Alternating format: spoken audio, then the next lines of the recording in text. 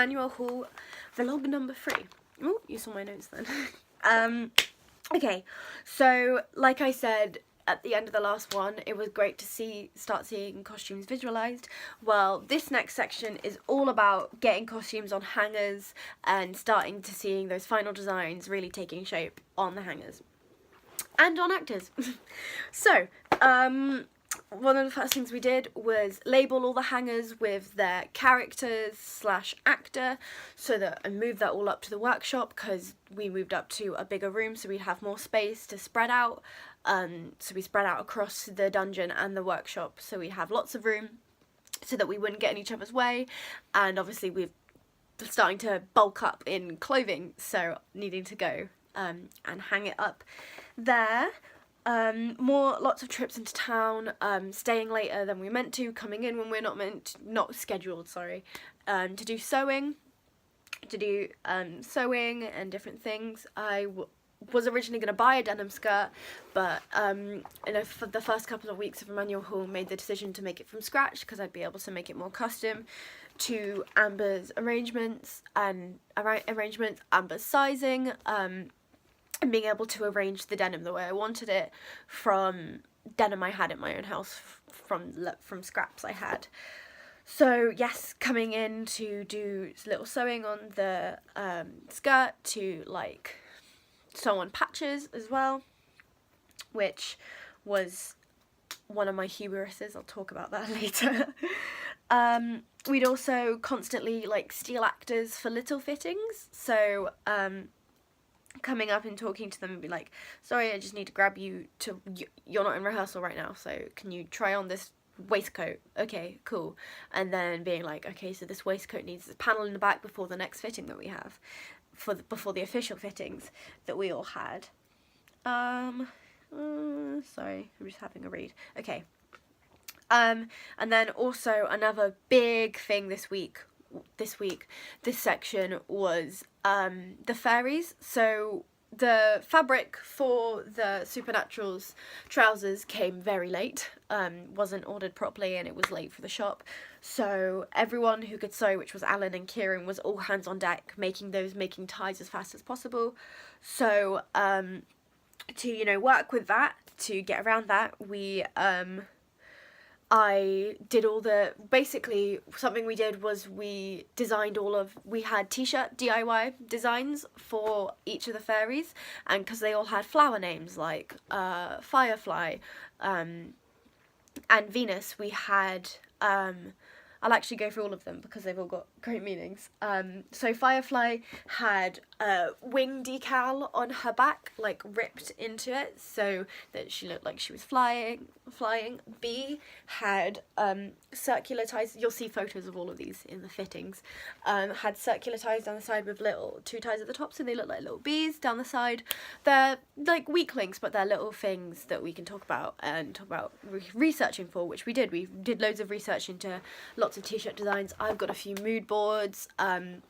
Kieran had different ones stuck to his final design in the end. So then that week it was deciding which designs went on different people.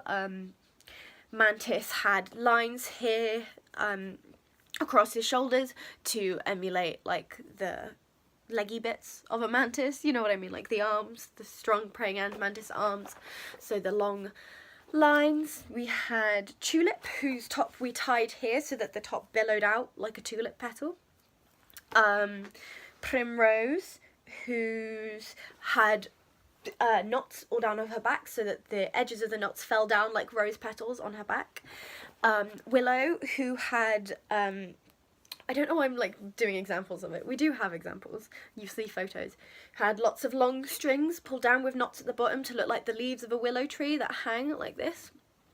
Who am I missing? Venus had lots of little ties at the bottom in a tunic shape with the two sticky outer bits to look like the mouth and the teeth of a Venus flytrap. I think that's it. So yeah, lots of research into that. And so that week, in order to take the pressure off of Kieran, I was like, okay, well, I'll do all the t-shirt designs. I'll just sit in the corner and do them. So I did that and made sure I didn't mess up by paying extreme attention and drawing on it very detailed in chalk, to make sure I was creating good costumes, obviously, and fit, and keeping true to those designs that Kira and I discussed about, the different t-shirt designs I just spoke to you about. So doing that was another thing I did. So then that week as well, that section, as we were leaving Emmanuel Hall, we had whole entire cast official fittings where we had lecturers, Rosie and Bex, down there with us asking us questions. So for example, with my mechanical, Rosie was asking about why I'd chosen to have denim patches when the skirt wasn't broken and didn't need them, and why I'd frayed the edges. I said because I really wanted it to look like it was Make Men Do, like she was really desperate to keep her job, so she grabbed whatever bit of fabric she could so that she looked presentable, and it had frayed by the amount of time she'd washed it. So just like analytical things like that. And then also taking notes, which I all have in my Google Documents. Notes about adjustments. So for example, the back of Amber's waistcoat needed to be taken in on a triangle so that it didn't stick out at the back, and lots of different ones for the fairies. So about where, with the shirts, the way they sat, what positions I could put body paint on them, when it, like, if I could put it on their collarbones, if how far down their arms I could do it, depending on where the shirts ended up sitting after they'd been cut up, essentially.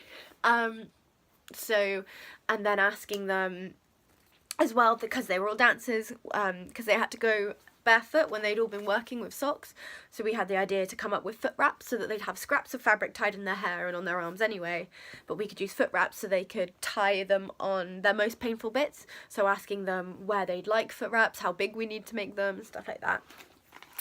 And just asking how comfortable they were in the costumes, if they could dance in them, and then taking notes of like what needed to be taken in, whether this was good enough, blah blah blah blah blah, whether they had the correct underwear, sports bra to go underneath of it so that it wouldn't show up on stage, and things like that. I also took photos of everyone that I was in fittings for, so all the fairies and my mechanical. And then, yeah, just doing any adjustments we can, doing lots of labelling in the get out, which was basically what needs to go to the CCI to go be dyed for the fairies, and what needs to just go straight to Emmanuel Hall. We need to take things apart. That week as well, for the last week at Emmanuel Hall, we had a last production meeting in which I did makeup. I got Nige to get me started on some makeup ideas so I could get final designs ready in time for the show, which was like 4 weeks away. So yeah, that's what it consisted of. So my targets for that section were to finish the denim patches, because when I say it was my cross to bear, it really was. I'm because of the way because of the way I am, I'm really bad at repetitive motions and repetitive actions, so sewing a square and then fraying the denim, which would take hours because it was really nice denim, so it was like a real pain. So I made it my target. I was like, I'm gonna get this skirt done before we leave in Emmanuel Hall, and I didn't. I got it done at the Barnfield instead when we found the spare time to do it. But yeah, that was a target of mine, and I kind of did it, but as long as I did it before the show, it was fine. And then the next one was to get final makeup designs ready, get them ready to go. Obviously I didn't meet it in the Emmanuel Hall because I spent the last couple of days at Emmanuel Hall being told about the makeup. But yeah, that was a target that I took with me going into the Barnfield in the break that we had between the two, to get the designs ready to go for the makeup workshops, which I organised. So Nige pulled me out of one of the fittings and asked me what groups I'd need for makeup, what times I'd need them, and then like how long I'd need for all of them, and sorting that out and sort of like almost debating, I'd say, just like, no, Nige, I'll need more than 45 minutes, and these will need to go in here, and I can do this with this and this and that, and just figuring it out. So taking a bit of a leadership role there for my little makeup bit. So then problems we had, once again, like I said, we only had like 8 days to get 13 pairs of trousers done and the shirts for the fairies, so that was a problem. I solved it by taking some of the stress off of Kieran's hands by cutting up the shirts and doing, like, just pulling the ties inside out and doing little sewing things that I could when I could do them. So yeah, pulling together as a team and figuring that one out. Another problem we had was that day, one of the last couple days, in the day of the last production meeting, Nigel was sort of like, oh, but Nigel, we need to talk about makeup designs. He was like, oh, okay, get me a Padlet together of all the things he did. And I had like an hour to be like, okay. So problem was we had no makeup designs. My solution was getting a Padlet with like mood boardy vibes, but a bit more specific to some things we'd already spoken about. And deciding, you know, the mechanicals couldn't have clown makeup because there wasn't time for them to do that in the small time they had off stage. And also like whether he wanted everyone to have like a neutral face and stuff like that. Questions that I took. And then also I did Leah's, Leah, the hair and makeup wedding planner's makeup, so that Nige could see the ideas I had, and then he could respond to them and say, no, I want that to be more yellow. I want that to show up more because it's, you know, you want the yellow to be there because yellow is the wedding planner's colour.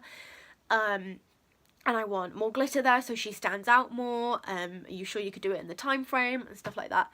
And then making sure Leah could do it as well, which was like sort of the first basis for the workshop, and then that's how I operated the workshops, which you'll hear about in the next one. So yes, and then another one was not low budget, but limited budget. So we couldn't afford to buy makeup brushes and foundation for the whole entire cast. That's not feasible.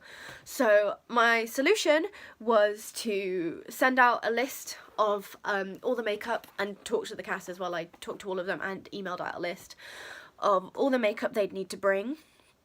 If they had it. If they didn't have it, that's fine. We could buy a couple and I could make men do with what we have.